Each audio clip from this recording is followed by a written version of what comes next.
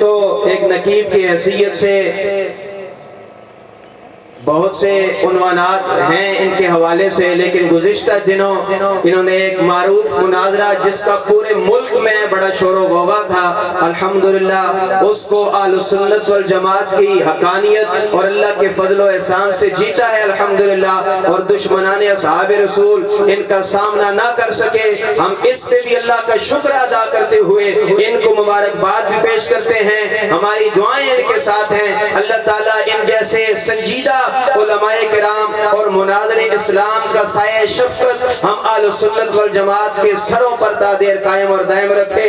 علمی جانشین ہیں حجت الاسلام فی الارض علامہ علی شیر حیدری شہید رحمہ اللہ کے درخواست گزار ہوں، مناظر ملت اسلامیہ خطیب نقطہ داں حضرت مولانا علامہ عبدالجبار حیدری صاحب دامن برکاتہم عالیہ۔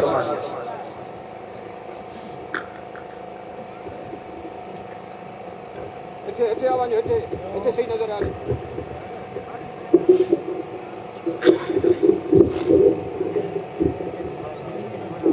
سامنے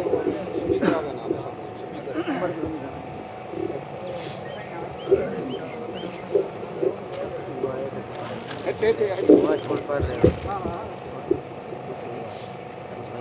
نا نظر صحیح آ رہی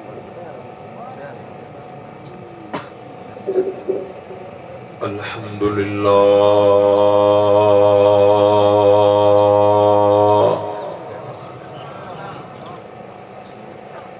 الحمدللہ رب العالمین والعاقبۃ للمتقین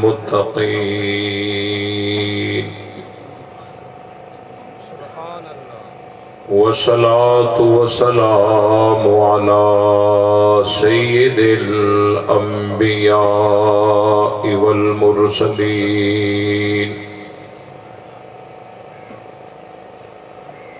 وعلى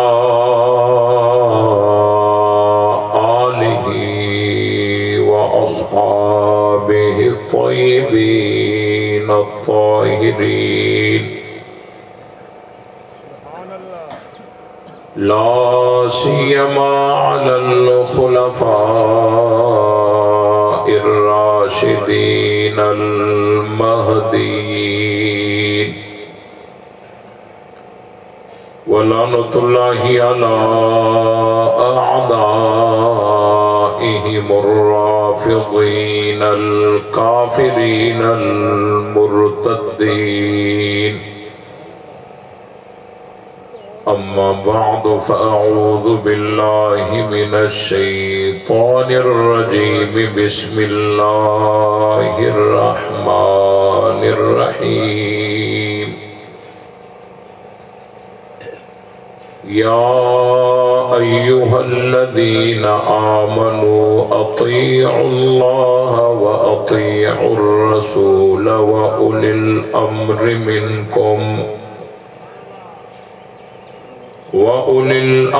منکم فإن تنازعتم في شيء فردوه إلى الله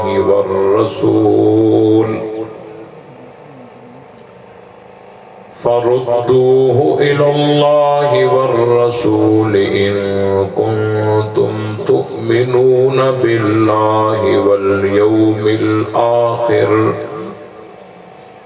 ذلك خير وأحسن تأويلا۔ صدق اللہ العظیم۔ درود پاک۔ اللهم صل على محمد وعلى آل محمد كما صليت على إبراهيم وعلى آل إبراهيم إنك حميد مجيد۔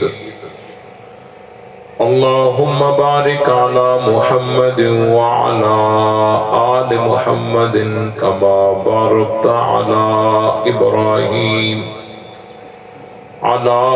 إبراهيم وعلى آل إبراهيم إنك حميد مجید۔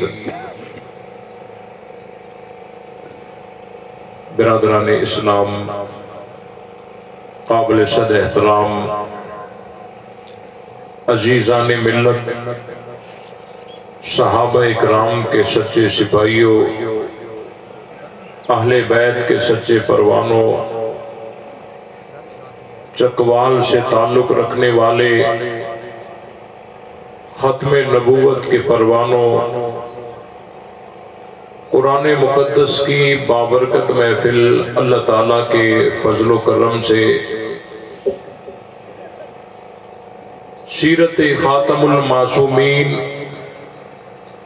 व दिफ़ाए सहाबा व अहले बैत के उन्वान से मुअन्वन दुआ है कि अल्लाह ताला अपनी बारगाह में कबूल फरमाए और जिन साथियों ने मेहनत करके इस प्रोग्राम का इनेकाद किया है, अल्लाह ताला उनकी मेहनत को कबूल फरमाए। जो साथी दूर दराज से सफर करके इस महफिल में शरीक हुए हैं, अल्लाह ताला उन सब की हाजिरी को शर्फ़े कबूलियत से नवाजे और हम सब को हक समझकर उस पर अमल करने की तौफीक बख्शे। और आज का ये प्रोग्राम हम सब के लिए निजात के लिए अल्लाह ताला काफी फरमाए और अपनी बारगाह में कबूल फरमाए। आज के प्रोग्राम का उन्वान इंतहाई खूबसूरत और तहकीक तलब भी है। मैं कोशिश करूंगा कि उन्वान पर ही चंद बातें अर्ज करूं और थोड़ी ही देर में आपके सामने हमारे कायदे मोहतरम, बल्कि पूरे पाकिस्तान आलम इस्लाम के अजीम लीडर कायदे मोहतरम आपके सामने तशरीफ लाने वाले हैं। जब तक वो आए मैं कुछ बातें अर्ज करना चाहता हूं। आपने इश्तिहार में लिखा है सीरत खातमुल मासूमीन। खातमुल मासूमीन से पहले है सीरत। खातमुल मासूमीन। तो खातमुल मासूमीन पर कुछ गुफ्तगू करने से पहले सीरत के उन्वान से और रजब के महीने को सामने रखते हुए बस एक बात अर्ज करूंगा कि अल्लाह ताला ने अपने महबूब सल्लल्लाहु अलैहि वसल्लम को जहां बहुत सारी गैर मामूली फजीलतों से नवाजा है, वहां एक फजीलत और उनका एक अजीम मोजज़ा मेराज का है। अल्लाह ताला ने अपने महबूब सल्लल्लाहु अलैहि वसल्लम को एक ही रात में मस्जिद हराम से लेकर मस्जिद अक्सा तक, फिर अरशों तक और अरशों से फिर वापस मक्का तक पहुंचाया। और ये वाकया बड़े अजीबो गरीब निकात से भरा हुआ है। आप खुतबा से उलमा से बारहा इसकी तफसील सुन चुके होंगे। मैं ज्यादा तफसीलात में नहीं जाऊंगा, बस इतनी बात अर्ज करूंगा कि इस वाक़े में एक बात आपने ये भी सुनी होगी कि हुजूर अलैहिस्सलाम जब अरशों पर गए तो अल्लाह ताला ने हुजूर अलैहिस्सलाम को जहां और इनामात से नवाजा, वहां एक इनाम ये भी था कि आपकी उम्मत पर 50 नमाजें फर्ज हैं। ऐसे ही है ना? हुजूर अलैहिस्सलाम को हुक्म आया कि 50 नमाजें फर्ज हैं। हुजूर अलैहिस्सलाम अल्लाह का हुक्म लेकर वापस आए। रास्ते में हजरत मूसा अलैहिस्सलाम से मुलाकात हुई और हजरत मूसा अलैहिस्सलाम ने मशवरा दिया कि ए अल्लाह के रसूल, मेरा मशवरा ये है कि आप कुछ नमाजें कम करवाएं और ये उम्मत इतनी ज्यादा नमाजें نہیں پڑھ سکتی۔ حضور علیہ السلام حضرت موسیٰ علیہ السلام کے مشورے سے پھر واپس گئے، 5 نمازیں کم ہو گئی، 45 لے کر واپس آئے، پھر مشورے سے واپس گئے، 40 نمازیں ہو گئی، پھر واپس آ گئے، پھر مشورے سے واپس گئے، پھر 35 نمازیں ہو گئی، پھر واپس آ گئے، پھر مشورے سے واپس گئے، پھر 30 نمازیں، ایک چکر اور لگایا 25 نمازیں، ایک چکر اور لگایا 20 نمازیں، پھر 15 نمازیں، پھر 10 نمازیں، پھر 5 نمازیں۔ حضرت موسیٰ علیہ السلام نے پھر مشورہ دیا کہ آپ پھر جائیں اور کم کروائیں، لیکن حضور علیہ السلام نے فرمایا اب مجھے واپس جاتے ہوئے حیا آتی ہے، میری امت پڑھے گی 5، اللہ 50 کا ثواب عطا کریں گے۔ یہ آپ نے علماء سے بارہا سنا ہے، میں یہاں ایک باریک نکتے کی طرف آپ کی توجہ کو لے جانا چاہتا ہوں کہ جب اللہ نے حکم کیا کہ 50 نمازیں، تو اللہ کے حکم کے آگے اگر کوئی سہولت کا راستہ پیش کیا جائے تو اس کو حکم کا رد کہنا نہیں کہتے۔ اللہ نے حکم کیا کہ 50 نمازیں، لیکن حضرت موسیٰ علیہ السلام کے مشورے سے حضور علیہ السلام واپس چلے گئے، ایک دفعہ واپس نہیں گئے بلکہ 9 دفعہ پیغمبر واپس گئے ہیں۔ دنیا کی کسی کتاب میں تاریخ کے اوراق کو پلٹ کر دیکھیے، کسی مذہب کے کسی مولوی نے، کسی مصنف نے ایسی کوئی بات نہیں لکھی کہ اللہ نے حکم کیا کہ 50 نمازیں اور پیغمبر ان کے آگے جا کر کچھ کم کرواتے رہے، تو گویا اللہ کے حکم کا رد کر دیا۔ کسی مذہب نے ایسی بات نہیں کہی، کسی مصنف نے ایسی بات نہیں کی۔ پتہ چلا کہ اگر آگے سے حکم آ جائے اور حکم کے جواب میں کوئی سہولت کا راستہ پیش کرے اسے رد کہتے۔ میں کچھ کہنا چاہتا ہوں، آپ میرے ساتھ بولتے چلیں گے تو میں سمجھوں گا آپ میری بات سمجھ رہے ہیں کہ اگر حکم آ جائے، حکم کے جواب میں اگر کوئی سہولت کا راستہ پیش کیا جائے اس کو رد کہتے نہیں ہیں۔ ایک مثال معراج کے واقعے میں یہ نمازوں کی کمی کروانا ہے، اور دوسری مثال سورہ شعراء میں ہے کہ اللہ تعالیٰ نے حضرت موسیٰ علیہ السلام سے کہا وَإِذْ نَادَى رَبُّكَ مُوسَىٰ أَنِ ائْتِ الْقَوْمَ الظَّالِمِينَ قوم فرعون أَلَا يَتَّقُونَ۔ حضرت موسیٰ علیہ السلام کو اللہ نے حکم کیا اے موسیٰ قوم فرعون کے پاس جا اور ان کو جا کے ڈرا، وہ کیوں نہیں ڈرتے؟ قال رب انی اخاف ان یکذبون ویضیق صدری ولا ینطلق لسانی فارسل الی ہارون۔ حضرت موسیٰ علیہ السلام نے آگے سے جواب میں عرض کیا اے میرے رب مجھے خوف ہے کہ یہ میری تکذیب کریں گے، اور دوسری وجہ یہ بتائی وَيَضِيقُ صَدْرِي میرا سینہ تنگ ہوگا، اور تیسری وجہ یہ بتائی وَلَا يَنطَلِقُ لِسَانِي میری زبان نہیں پلٹے گی۔ اسی لیے آگے سے حضرت موسیٰ علیہ السلام نے یہی عرض کی فَأَرْسِلْ إِلَىٰ ہارون، ہارون کو بھیجیے۔ اللہ فرماتے ہیں اے موسیٰ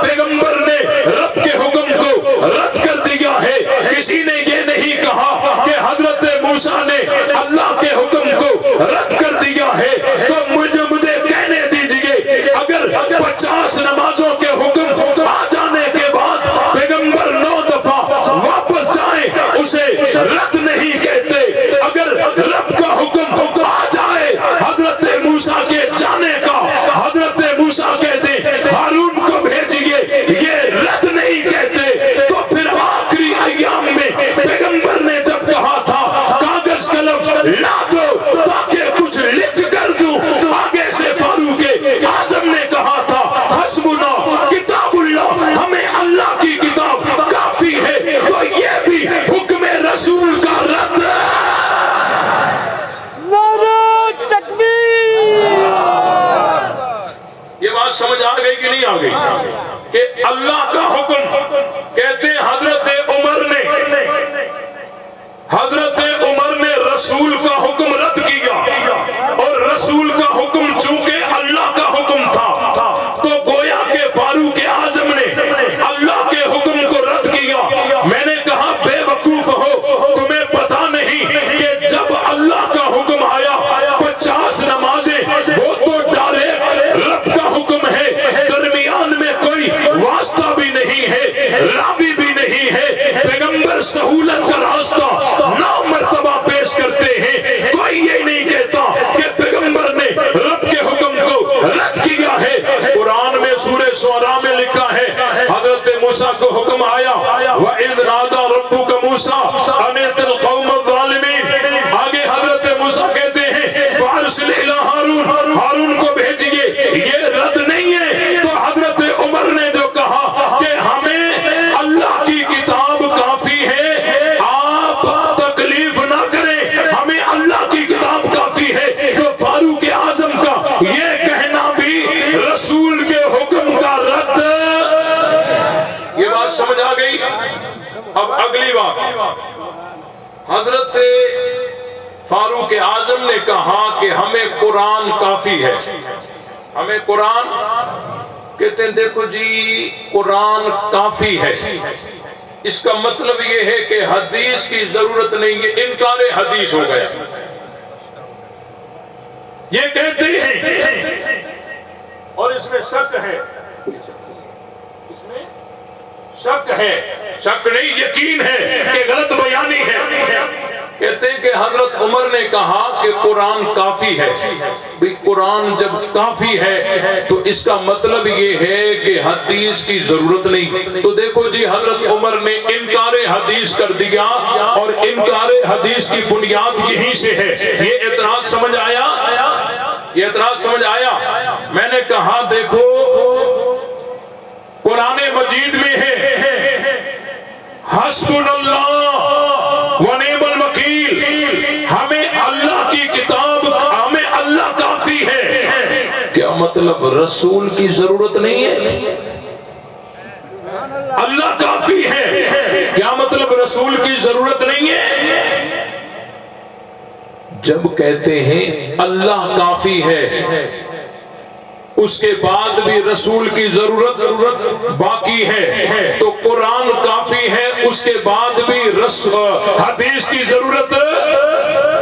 اور مزیدار بات ایک ذہن میں آئی، یہ جو حضرت عمر پر اعتراض کرتے ہیں نا، ان کے مذہب کی بنیادی کتاب الجامع الکافی ہے، کافی اصول، بولو اصول کافی ہے، اصول کافی ہے۔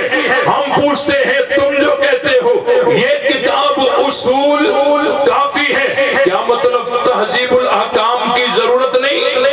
کیا مطلب الاستبصار کی ضرورت نہیں؟ کیا مطلب من لا یحضرہ الفقیہ کی ضرورت نہیں؟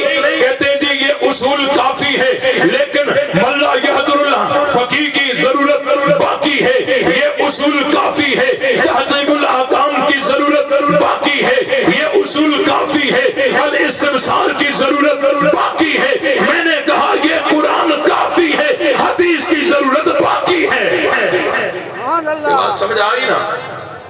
اور ایک جملہ دے رہا ہوں، اگر ذوق ہے تو ایک جملہ دے رہا ہوں، اگر غار میں بیٹھنے والا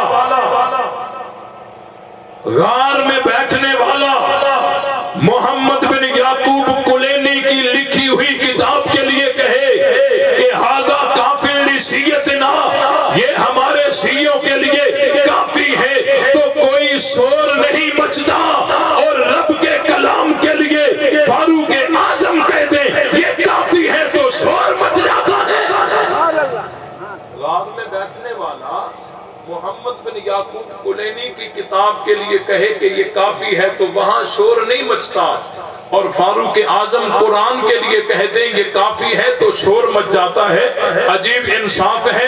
عرض کر رہا تھا آپ نے عنوان رکھا ہے سیرت خاتم المعصومین، اب میں نے سیرت سے ایک بات عرض کر دی، اور یہ سیرت عنوان بہرے بے کنار ہے۔ ہیں خاتم المعصومین پر۔